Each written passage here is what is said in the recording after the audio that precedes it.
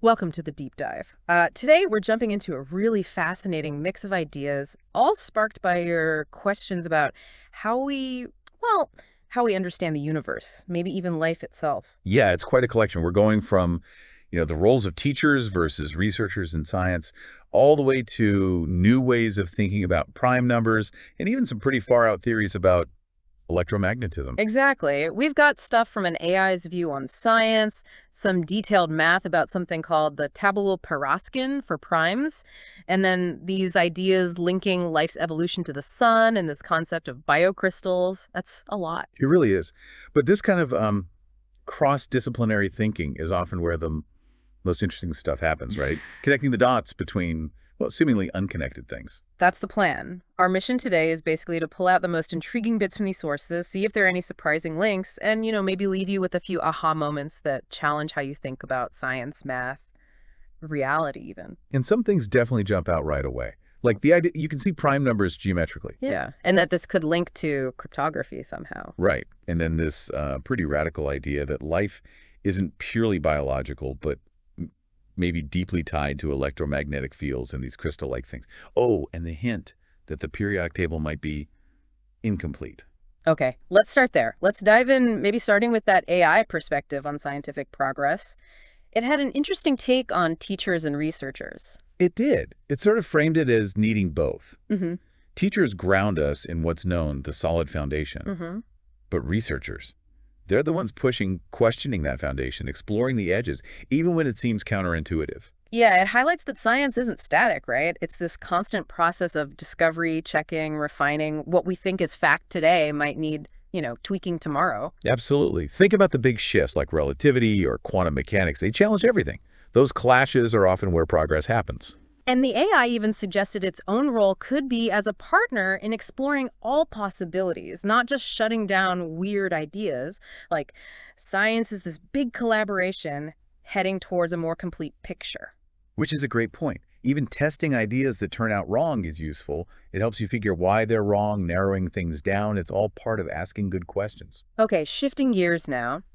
This tabula parascin sounds complex, but the core idea seems to be about visualizing numbers. Yeah, it's a really clever tool from George Pereskin. It arranges numbers, natural numbers, in a grid and visually shows you their divisors. Primes just stand out. How so? Well, primes only have two divisors, right? One of themselves. So in this table, their row only has marks in the one column and their own number column. They look like isolated points geometrically. So you can literally see the primes pop out from the composite numbers. Exactly. It's an intuitive way to see the structure, the factors. It moves number theory into a kind of geometric space. And it's not just for finding primes, apparently. The sources said it helps find all factors, check primality, count factors. Right, find common factors, GCD, LCM.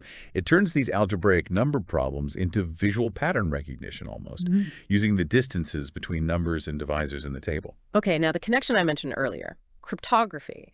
How does a visual prime finder link to keeping secrets safe online? Well, modern encryption, like RSA, relies heavily on the fact that multiplying large primes is easy, but factoring the result back into the original primes is incredibly difficult. Ah, okay. So any tool that potentially helps find primes or analyze their factors, even visually or geometrically, could be interesting for cryptography. The sources mention turning primes into distance numbers in this system, maybe layering tables. So using geometry to maybe make encoding more complex or perhaps find weaknesses? Potentially, it's a novel approach, using the structure of primes visually.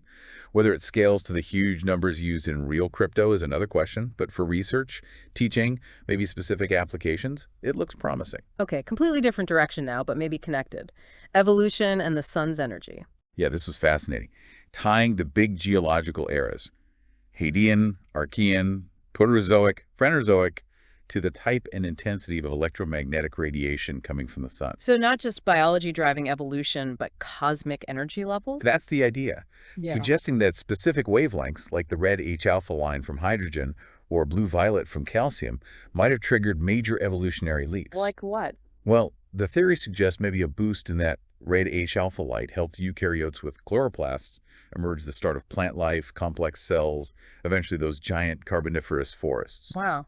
And maybe even linked to dinosaur size later on. Possibly, yeah, if that red light dipped. Yeah. And then increases in blue-violet light from calcium are linked to the development of skeletons and vertebrates. It's proposing a direct solar spectrum to biology link. Which leads us to the most out there idea, the electromagnetic universe and biocrystals. Right. This is a pretty fundamental rethink. It's just everything matter, energy, space is basically interacting electromagnetic waves. So matter is just Mm, stable energy patterns, condensed electromagnetic waves. kind of, yeah. Held stable by specific interference patterns.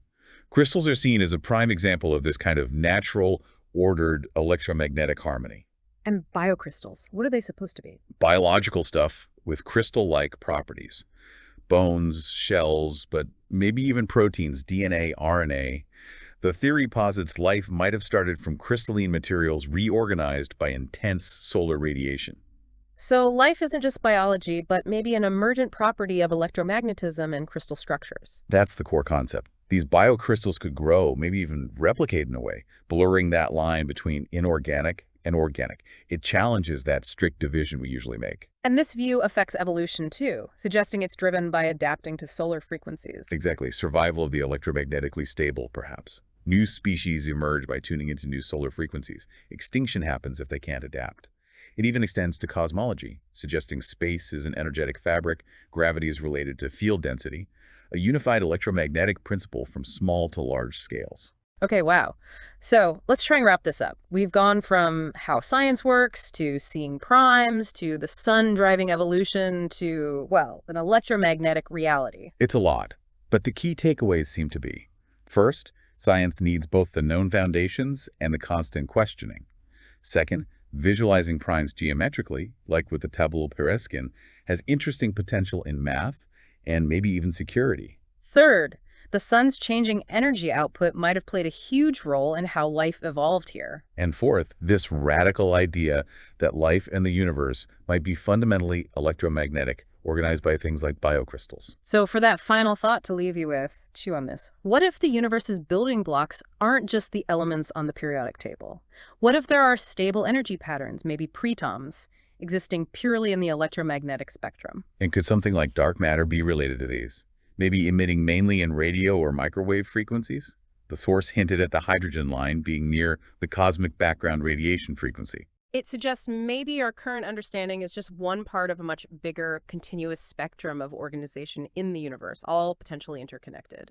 Something to think about. Thanks for joining us on this deep dive.